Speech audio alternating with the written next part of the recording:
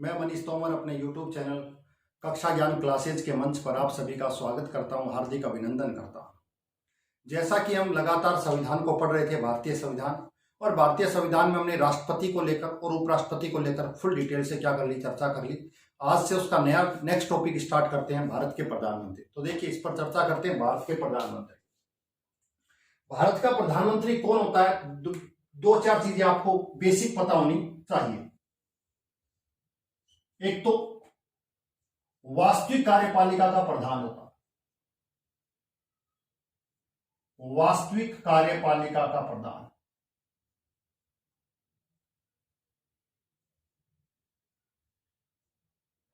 पहली चीज, वास्तविक कार्यपालिका क्या है? वास्तविक कार्यपालिका का मतलब होता है जो राष्ट्रपति, जो देश का संवैधानिक प्रमुख है, उसको जो संविधान में जितनी भी शक्तियां दी गई है, उन शक्तियों का प्रयोग व्यवहार में कौन लेकर आएगा? वो प्रधानमंत्री और उसकी मंत्री परिषद लेकर आएगी। इसलिए वास्तविक कार्यपालिका कहा जाता है। नाम मात्र कार्यपालिका का प्रधान राष्ट्रपति होता है, बता चुका। तो वास्तविक कार्यपालिका का प्रधान इसको कहते हैं। सेकंड, मंत्रियों का प्रधान इसे कह सकते हैं। मंत्रियों का प्रधान, मंत्रियों में प्रधान, उसे हम क्या कहेंगे? प्रधानमंत्री कहेंगे। तीसरा, लोकसभा में बहुमत दल का नेता प्रधानमंत्री होता है। ठीक है। इसके अलावा और हम क्या कह सकते हैं? प्रधानमंत्री को देश का राजनीतिक प्रमुख होता है। राजनीतिक प्रमुख कह सकते हैं। राजनीतिक प्रमुख के बाद सर्वोच्च नेता बोल सकते हैं।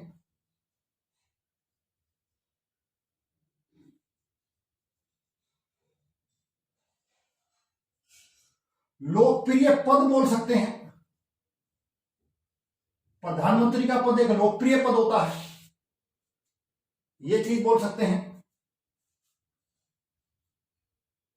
शासन का प्रवक्ता हो सकता है।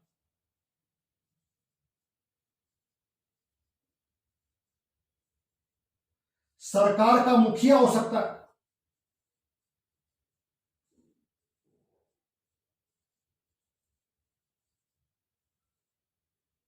ये कुछ सामान्य जानकारी हम राष्ट्रपति के लिए, प्रधानमंत्री के लिए यूज कर सकते हैं। वास्तविक कार्यपालिका का प्रधान होता है। क्यों होता है? क्योंकि मैंने कहा सारी शक्तियां किसके हाथ में होती है? प्रधानमंत्री के हाथ में होती है, यूज करने के लिए। मंत्रियों में प्रधान तो प्रधानमंत्री होता है। जो रूल्स, जो योग्यता, जो नियुक्ति का कॉन्सेप्ट, वो जो मंत्रियों के लिए होता है, वो सेम प्रधानमंत्री के लिए होता है। तो जब भी मैं कोई बात आपको प्रधानमंत्री की बताऊं तो समझ लेना वो सारी बातें मंत्री के ऊपर भी लागू होते हैं, या कोई बात मंत्री की बताई जाए तो वो सारी की सारी प्रधानमंत्री के ऊपर भी क्या होंगी? लागू होंगी। ये ध्यान रखिएगा। लोकसभा में बहुमत दल का नेता होता है। हो सकता है कि जो प्रधानमंत्री बना है वो लोकसभा से ना होकर राज्यसभा में हो सकता है, राज्यसभा का सदस्य हो सकता है, लोकसभा का जरूरी नहीं हो। लेकिन एक जरूरी है कि लोकसभा का हो चाहे राज्यसभा का हो, लेकिन उसको बहुमत जो है, वो बहुमत उसको लोकसभा में चाहिए होता है। समझ में आ गया? क्योंकि यहाँ पर डायरेक्ट इलेक्शन होता है, जहां के सांसद चुने ही प्रधानमंत्री के लिए जाते हैं कि वो अपना नेतृत्व स्वीकार करेंगे और एक नेता का चुनाव करेंगे जिसे प्रधानमंत्री के रूप में मान्यता मिलेगी। वो इसी सदन के क्या होंगे? सदस्य होंगे। राजनीतिक प्रमुख राजनीतिक रूप से सर्वोच्च पद है, इससे बड़ा राजनीतिक प्रमुख कोई नहीं हो सकता। सर्वोच्च नेता है, लोकप्रिय नेता होते हैं, सर्वोच्च पद के ऊपर बैठा है तो सर्वोच्च नेता होगा। शासन का प्रवक्ता, सरकार की जितनी भी पॉलिसी होंगी उसको बताने वाला कौन होगा? शासन का प्रवक्ता। सरकार का प्रमुख, सरकार का सबसे बड़ा पद इसी को होता है जिसे प्रधानमंत्री के रूप में जाना जाता है। तो ये कुछ सामान्य जानकारी आपको पता होनी चाहिए। किसके बारे में? प्रधानमंत्री के बारे में। अब बात करें प्रधानमंत्री को लेकर के जो सामान्य आर्टिकल्स हैं। एक चीज ध्यान रखिएगा, प्रधानमंत्री के साथ साथ हम एक शब्द पढ़ते हैं, मंत्री परिषद। और आर्टिकल 74 से लेकर 78 यहां तक संवैधानिक रूप से कहीं ना कहीं प्रधानमंत्री को भी कुछ न कुछ राइट्स दिए गए हैं, उनके लिए प्रावधान किए गए हैं 74 से 78। अब क्या क्या है उनके बारे में थोड़ी डिटेल से बात कर लेते हैं। सामान्य अनुच्छेद,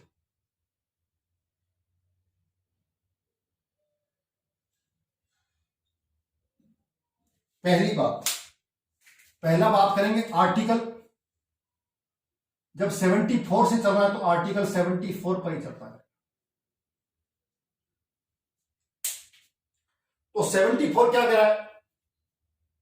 राष्ट्रपति की सहायता के लिए, राष्ट्रपति की सहायता हेतु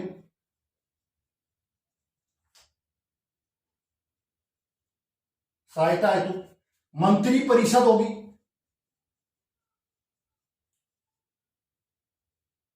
और मंत्री परिषद का प्रधान या मंत्री परिषद का प्रमुख प्रधानमंत्री होगा।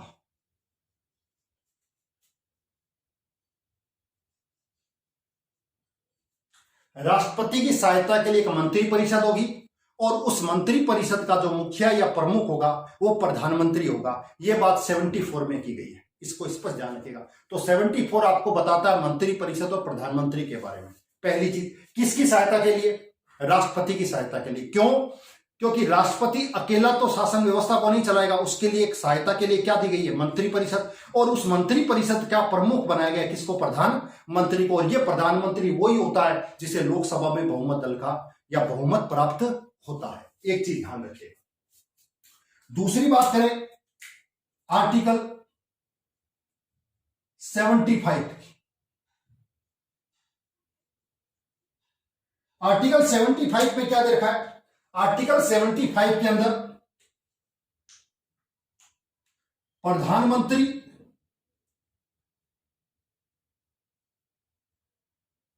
और मंत्रियों का प्रावधान,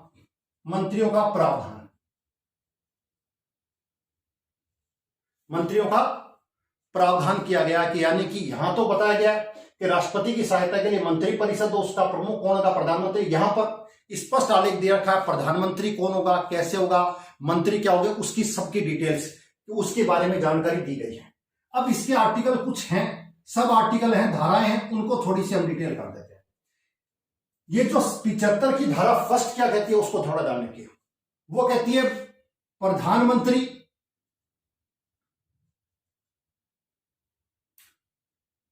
और मंत्रियों की नियुक्ति, उनका कार्यकाल और उनको हटाना, यह सारी जानकारी किस में दे रखी है? आर्टिकल 75 की धारा 1 के अंदर दे रखी है। इसको स्पष्ट ध्यान रखिएगा, एग्जाम्स में कहीं ना कहीं पूछा जाता है, मैं फिर आपको बता चुका हूं। ठीक है, इसको स्पष्ट ध्यान रखिएगा। अब इसके अंदर क्या प्रावधान है कि प्रधानमंत्री और मंत्री, जब भी मैं आपको बार बार बोल रहा हूं उस चीज को समझ लीजिएगा, मैं प्रधानमंत्री बोलूं या मंत्री बोलूं बात एक ही है, समझ में आगे बात। जैसे क्लास नहीं होती, उस क्लास के अंदर सभी छात्र होते हैं, लेकिन उन छात्रों में से एक छात्र को क्या बना दिया जाता है? एक छात्र को कहीं ना कहीं आपको मॉनिटर बना दिया जाता है। मॉनिटर तो है, लेकिन मॉनिटर बनने से पहले वो क्या है? एक स्टूडेंट है। सेम ऐसे ही है, जो प्रधानमंत्री है वो बेसिक तौर पर एक मंत्री तो है ही, उन मंत्रियों के ऊपर उसको बिठाया गया है, तो वो क्या कहलाया गया? प्रधानमंत्री। मंत्रियों में प्रधानमंत्री, ये ध्यान रखिएगा। तो जो व्यवस्था प्रधानमंत्री के लिए होगी वो मंत्री के लिए होगी, या जो व्यवस्था मंत्री के लिए होगी वो प्रधानमंत्री के लिए होगी, बात एक ही है। तो जब भी मैं प्रधानमंत्री की कोई बात बताऊं आप समझ लेना वो मंत्री के लिए भी लागू होती है। अब वो क्या है उसको समझिए। प्रधानमंत्री या मंत्रियों की नियुक्ति कौन करेगा? राष्ट्रपति करेगा। पहली चीज, नियुक्ति कौन करेगा? राष्ट्रपति। इसका मतलब मंत्रियों की नियुक्ति भी कौन करेगा? राष्ट्रपति करेगा। प्रधानमंत्री की नियुक्ति भी कौन करेगा? राष्ट्रपति। मंत्रियों की नियुक्ति भी कौन करेगा? राष्ट्रपति। लेकिन दोनों में अंतर को समझ लें। प्रधानमंत्री कौन होगा मैं बता चुका हूं। जब प्रधानमंत्री की नियुक्ति करेगा तो उसका एक ही आधार होगा कि वो जिसको लोकसभा में क्या हो? बहुमत। पहली चीज आपको इस पर ध्यान रखना, ठीक है। तो प्रधानमंत्री की नियुक्ति राष्ट्रपति करेगा, लेकिन किसकी करेगा? उसकी करेगा जिसको लोकसभा में क्या मेजोरिटी प्राप्त हो। समझ में आ गई बात। अब आगे चलकर हम बात करेंगे, लेकिन एक चीज ध्यान रखिएगा, लोकसभा में मेजोरिटी का मतलब 272 ये सीटें निर्धारित की गई है। आप अब आगे जाकर हम लोकसभा पढ़ेंगे तब इस पर डिटेल से बात करेंगे। तो प्रधानमंत्री की नियुक्ति कौन करेगा? राष्ट्रपति के द्वारा प्रधानमंत्री की नियुक्ति होगी। पहली बात ध्यान रखिएगा स्पष्ट। कई बार एग्जाम में पूछा जाता है प्रधानमंत्री नियुक्त किया जाता है, प्रधानमंत्री चयनित किया जाता है, प्रधानमंत्री निर्वाचित किया जाता है, ठीक है, या प्रधानमंत्री नियुक्त किया जाता है। तो आप एक स्पष्ट ध्यान रखिएगा, प्रधानमंत्री हमेशा क्या होगा? नियुक्त होगा। प्रधानमंत्री क्या होगा? नियुक्त होगा। पहली चीज ध्यान रखिएगा। क्या नहीं हो सकता? निर्वाचित नहीं हो सकता, मनोनीत नहीं हो सकता, चयनित नहीं हो सकता। प्रधानमंत्री केवल और केवल क्या होगा? नियुक्त होगा। नियुक्त किसके द्वारा किया जाएगा? राष्ट्रपति के द्वारा किया जाएगा। स्पष्ट ध्यान रखिएगा। प्रधानमंत्री का जो कार्यकाल है वो सामान्यतः कितना? 5 वर्ष है। स्पष्ट ध्यान रखिएगा। सामान्यतः जब भी प्रधानमंत्री बनेगा वो 5 वर्ष के लिए बनेगा, लेकिन एक चीज और ध्यान रखिएगा, सामान्यतः 5 वर्ष के लिए बनेगा, लेकिन कब तक रहेगा? एक स्पष्ट बात है, जब तक उसको क्या है? लोकसभा में बहुमत है।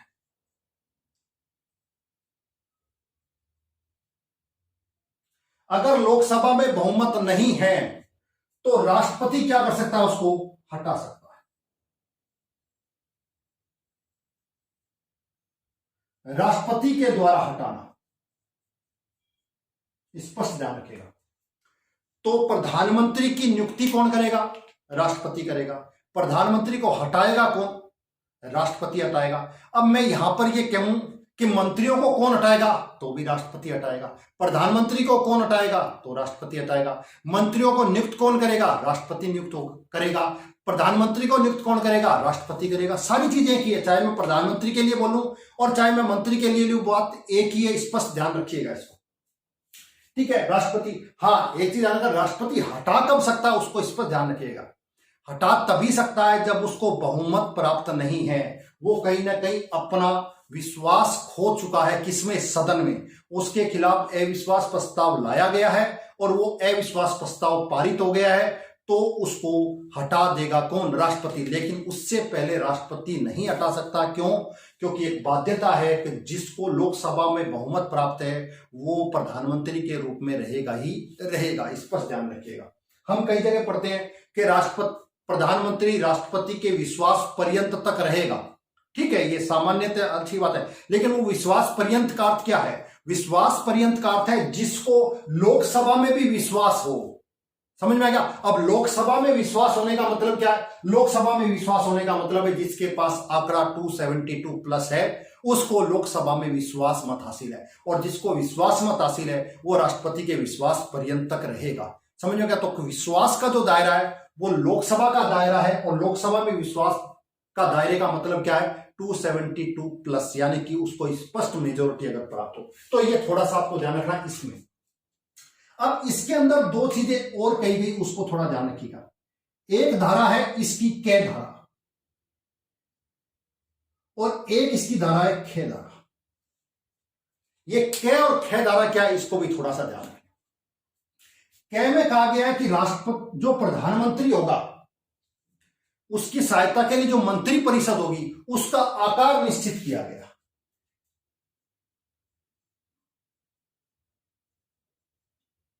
मंत्री परिषद का आकार निश्चित।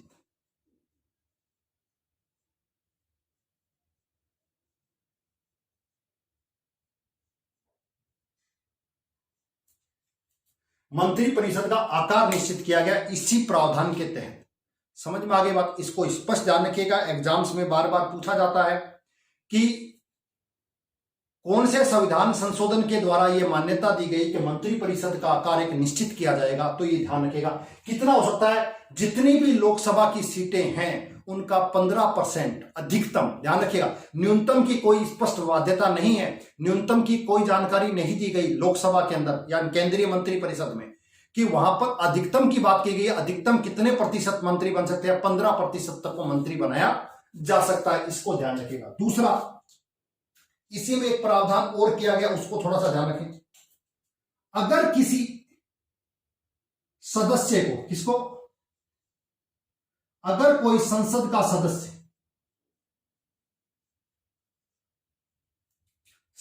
सदस्य दल बदल के आधार पर अयोग्य हो जाता है, दल बदल के आधार पर उसको अयोग्यता कर दी जाती है, और उस समय जो सदस्य है वो अगर मंत्री के रूप में भी स्थापित है, मंत्री भी है, तब भी उसके ऊपर यही प्रावधान किया जाएगा कि वो उस पद के ऊपर रह नहीं सकता। इसको इस पर ध्यान रखिएगा। तो दो प्रावधान किए गए। क्या प्रावधान है?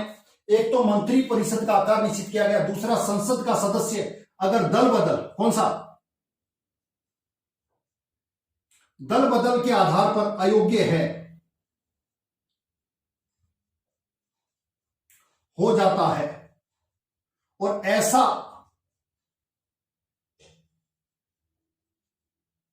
कोई मंत्री हो तो भी वो पद क्या हो जाएगा? रिक्त हो जाएगा।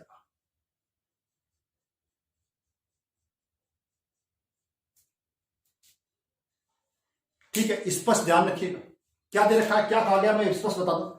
एक तो मंत्री परिषद का आकार निश्चित किया गया है, दूसरा एक आ गया अगर दल बदल कानून के आधार पर कोई संसद का सदस्य अगर अयोग्यता के आधार पर उसको हटा दिया जाता है तो अयोग्य हो जाता है, और अगर ऐसा व्यक्ति कोई मंत्री भी बना हुआ है तो वो भी अयोग्य हो जाएगा। स्पष्ट ध्यान रखिएगा। ऐसा नहीं होगा कि वो संसद का सदस्य नहीं साहब, वो तो क्या है कि मंत्री भी है, तो मंत्री के ऊपर भी ये व्यवस्था लगेगी। क्यों लगेगी? क्योंकि मंत्री पहले क्या होगा, वो एक संसद का सदस्य होगा, तभी वो मंत्री होगा।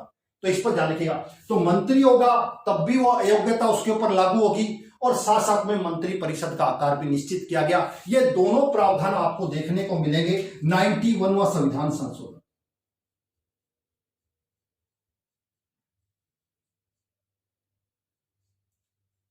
ये दोनों के दोनों प्रावधान 91वें संविधान संशोधन के तहत किए गए थे। इसको स्पष्ट ध्यान रखिएगा। तो एक हो गया 75, 75 एक हो गया। 75(2) 75(2) क्या कहता है, उसको थोड़ा सा ध्यान रखें। 75(2) ये कहता है कि प्रधानमंत्री एवं मंत्री परिषद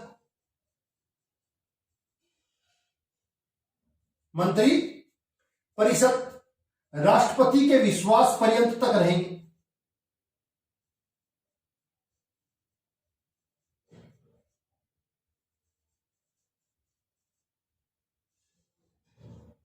पर्यंत तक पद पर रहेंगे। अब समझना, राष्ट्रपति के विश्वास पर्यंत तक पद पर रहेंगे, लेकिन मैं आपको स्पष्ट बता चुका हूं कि यहां पर जो ये विश्वास पर्यंत है, ये विश्वास पर्यंत का मतलब क्या है? विश्वास पर्यंत का मतलब ये है 272। समझ में आ गया? जिसको 272 प्राप्त है वो पद पर बना ही रहेगा, पहली चीज। ठीक है, इसके बाद तीसरा प्रावधान ले आओ। तीसरा प्रावधान क्या किया गया उसको थोड़ा समझ ले। मंत्री परिषद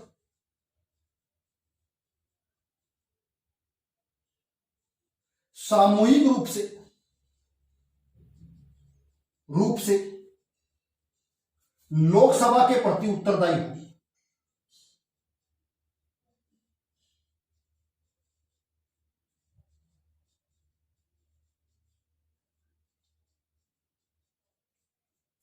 मंत्री परिषद में प्रधानमंत्री आ गया, मैं पहले बता चुका हूं। तो मैं कहीं मंत्री परिषद की बात करूं या प्रधानमंत्री की बात करूं, मैं पहले बता चुका हूं। मंत्री परिषद सामूहिक रूप से वो किसके प्रति जवाबदेह होगी, रिस्पॉन्सिबल होगी? वो किसके प्रति होगी? लोकसभा के प्रति होगी। स्पष्ट ध्यान रखिएगा। क्यों होगी? क्योंकि वो बनती कब है? वो तभी बनेगी जब उसको लोकसभा में क्या होगा? बहुमत होगा। तो स्पष्ट रूप से जिसको लोकसभा में बहुमत प्राप्त होगा तो लोकसभा के प्रति वो उत्तरदायी होगी। तो सामूहिक रूप से किसके प्रति उत्तरदायी होगी? लोकसभा के प्रति। ध्यान रखिएगा, कई बार आप एग्जाम्स में पढ़ते हो कि व्यक्तिगत रूप से किसके प्रति उत्तरदायी होती है मंत्रिपरिषद, तो व्यक्तिगत रूप से राष्ट्रपति के प्रति उत्तरदायी होगी। किसके लिए? राष्ट्रपति के लिए उत्तरदायी होगी। लेकिन संविधान में ये वाली जो मैं बात बोल रहा हूं इसका कहीं स्पष्ट उल्लेख नहीं है कहीं पर भी कि राष्ट्रपति के लिए व्यक्तिगत तौर पर उत्तरदायी हो। हमने मान लिया, इस एजम्स कर लिया इसको कि जब सामूहिक रूप से वो लोकसभा के प्रति उत्तरदायी होती है तो व्यक्तिगत रूप से वो राष्ट्रपति के प्रति उत्तरदायी होगी। क्यों होगी? क्योंकि राष्ट्रपति की सहायता के लिए उसको नियुक्त किया जाता है, तो कहीं ना कहीं वो रिस्पॉन्सिबल उसकी किसके प्रति भी होगी? राष्ट्रपति के प्रति होगी, लेकिन वहां पर इंडिविजुअल होगी और यहां पर एक साथ सामूहिक रूप से होगी। तो ये स्पष्ट ध्यान रखिएगा, लोकसभा मंत्रिपरिषद सामूहिक रूप से लोकसभा के प्रति क्या होती है? उत्तरदायी होती है। स्पष्ट ध्यान दें। उसके बाद 4 को बात कर लेंगे। 4 के अंदर ये कहा गया है, शपथ की बात कही गई है। किसकी? शपथ। कौन दिलाएगा?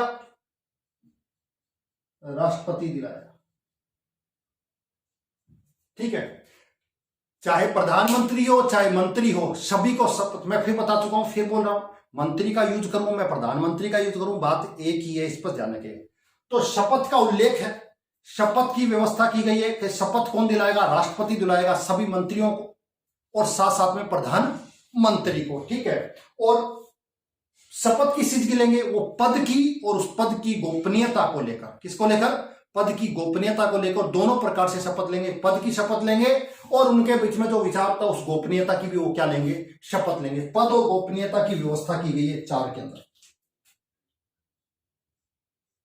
5 के अंदर व्यवस्था की गई है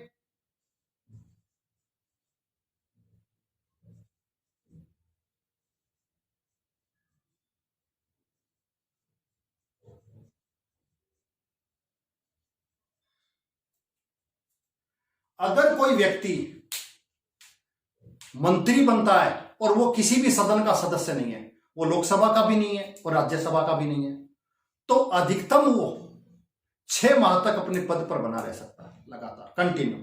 उसके बाद अगर कंटिन्यू वो 6 माह तक रहेगा और उसके अंदर उसको 6 माह के अंदर किसी एक सदन की सदस्यता लेनी पड़ेगी, चाहे वो लोकसभा के लिए हो चाहे वो राज्यसभा के लिए हो, लेकिन किसी एक की सदस्यता उसको नेक्स्ट 6 महीने में लेनी होगी।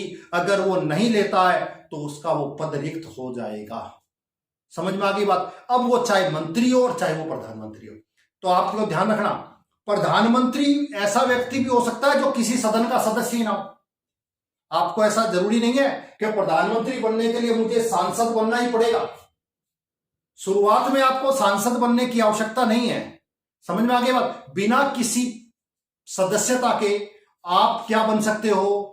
प्रधानमंत्री बन सकते हो। लेकिन एक चीज स्पेशल ध्यान रखना, प्रधानमंत्री के बनने के बाद उसको 6 महीने के अंदर, ऐसे बहुत हैं जो लोकसभा के नहीं थे, राज्यसभा के भी नहीं थे, जिस समय वो प्रधानमंत्री बने, ना तो लोकसभा से थे ना राज्यसभा से, लेकिन फिर भी प्रधानमंत्री बन गए। तो प्रधानमंत्री पद के लिए यह जरूरी नहीं है कि प्रधानमंत्री के लिए उसको किसी सदन का सदस्य होना पड़ेगा, जरूरी नहीं है।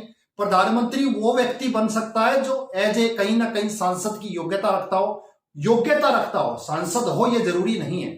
वो व्यक्ति क्या बन सकता है? प्रधानमंत्री बन सकता है, लेकिन बशर्ते एक बात है, उसको 6 महीने में किसी एक सदन की सदस्यता लेनी पड़ेगी। आप भी बन सकते हो, कोई भी बन सकता है जिसकी एक स्पष्ट एज है, जो भारत का नागरिक है, जो स्पष्ट योग्यता रखता हो, लोकसभा या राज्यसभा का सदस्य बनने की योग्यता रखता हो, वो प्रधानमंत्री बन सकता है। लेकिन प्रधानमंत्री बनने के बाद उसको किसी एक सदन की सदस्यता लेनी ही पड़ेगी, चाहे वो प्रधानमंत्री हो और चाहे वो मंत्री हो। तो यहां पर स्पष्ट कह रखा है 6 माह के अंदर उसको सदस्यता लेनी पड़ेगी। अगर कोई व्यक्ति बनता है तो 6 महीने तक लगातार रह सकता है, बस 6 महीने के अंदर अंदर उसको सदस्यता लेनी पड़ेगी, अन्यथा उसकी सदस्यता समाप्त हो जाएगी, वो अपने पद पर नहीं रह सकता। ये स्पष्ट रखा है। तो 6 महीने तक आप अगर किसी सदन के सदस्य नहीं हो तब भी आप प्रधानमंत्री रह सकते हो, कोई जरूरी नहीं है। तो प्रधानमंत्री कोई भी बन सकता है, उसकी मिनिमम योग्यता वही है कि भारत का नागरिक हो, उसकी एक उम्र हो कितनी,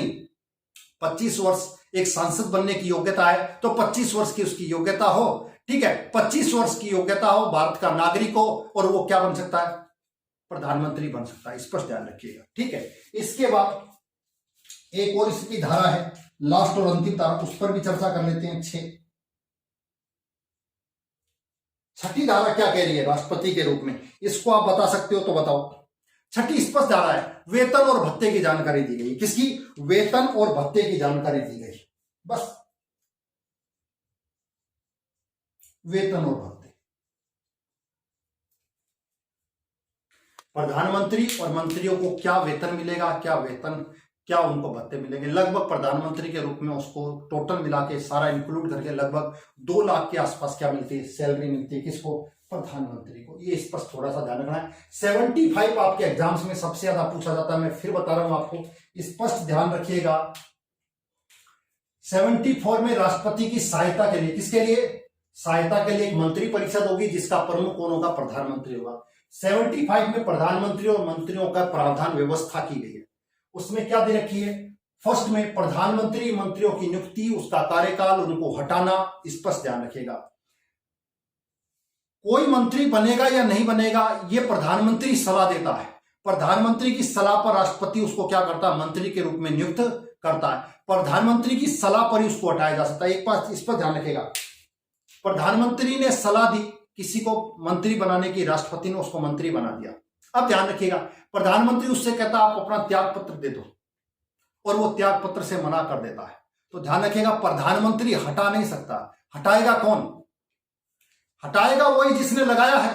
तो सभी की नियुक्ति कौन कर रहा है? राष्ट्रपति कर रहा है। तो सभी को हटाने की शक्ति भी किसके पास है? राष्ट्रपति के पास है। तो प्रधानमंत्री राष्ट्रपति को सलाह देगा कि इस व्यक्ति को या इस मंत्री को क्या कर दो, अपने पद से हटा दो। तो वहां पर राष्ट्रपति उसको अपने पद से क्या करेगा? हटा देगा। लेकिन हटाएगा राष्ट्रपति ही, प्रधानमंत्री की सलाह पर। इसको इस पर ध्यान रखिएगा। अन्य मंत्रियों की नियुक्ति भी प्रधानमंत्री की सलाह पर ही करेगा। कौन? राष्ट्रपति। ये स्पष्ट ध्यान रखिएगा। तो मंत्री को हटाना, मंत्री को लगाना करेगा कौन? राष्ट्रपति। लेकिन सलाह किसकी होगी? प्रधानमंत्री की होगी। स्पष्ट ध्यान रखिएगा। ये कुछ प्रावधान आपको पता होने चाहिए, ठीक है। इसके अलावा 75 हो गया, 76 और 77 ये दो इससे रिलेटेड नहीं है, आपको पता होगा। 76 में महान्यायवादी, आगे चर्चा करेंगे। 77 के अंदर राष्ट्रपति के नाम से जो भी कार्य राष्ट्रपति के नाम से बनाएंगे। रूल्स ऑफ बिजनेस कौन बनाएगा? राष्ट्रपति बनाएगा। ये सब मैं बता चुका हूं। विभागों के नियम, उनका आवंटन से संबंधित जो भी नियम कानून है वो राष्ट्रपति बनाएगा। राष्ट्रपति में हम पढ़ चुके हैं। लास्ट और अंतिम जो आर्टिकल्स आता है वो आता है 78, ठीक है। 78 में क्या है इस पर ध्यान रखिएगा। 78 के अंदर प्रधानमंत्री के कर्तव्य है।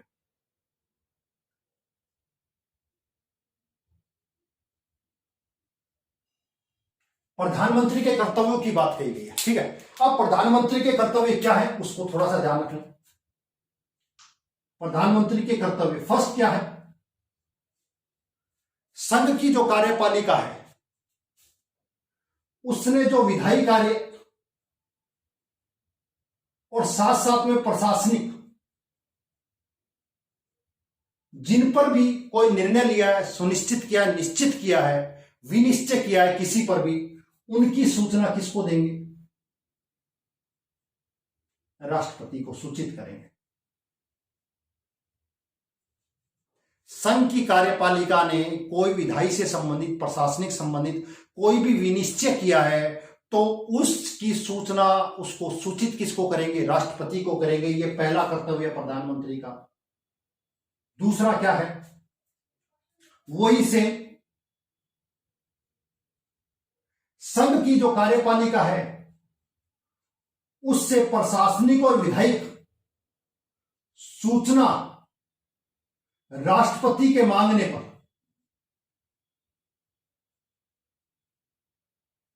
पर उसे देना। दोनों में अंतर समझना। यहां पर तो क्या कहा गया कि सूचना की जगह काम और पढ़ सकते हो सूचित करना, ये ज्यादा बेटर होगा, ये ज्यादा अच्छा होगा। संघ की जो कार्यपालिका है वो विधायी और प्रशासनिक संबंध से कोई कार्य ऐसा करती है जिस पर उसने निश्चय ले लिया है तो उसकी सूचना या उसको सूचित किसको करेगी? राष्ट्रपति को करेगी। पहली चीज तो उसकी विधायी और प्रशासनिक संघ की कार्यपालिका से संबंधित कोई सूचना अगर राष्ट्रपति खुद भी मांगना चाहता है तो प्रधानमंत्री को या उसकी मंत्रिपरिषद को सूचना देनी है, क्योंकि राष्ट्रपति के द्वारा वो मांगी जा रही है। तीसरा और थर्ड और लास्ट है अगर किसी मंत्री ने कोई विनिश्चय किया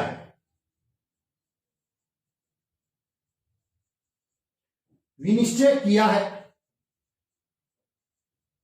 तथा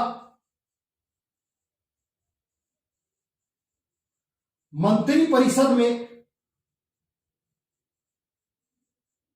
उस पर विचार नहीं हुआ, तो राष्ट्रपति उसे मंत्री परिषद में विचार के लिए बोल सकता है, कह सकता है।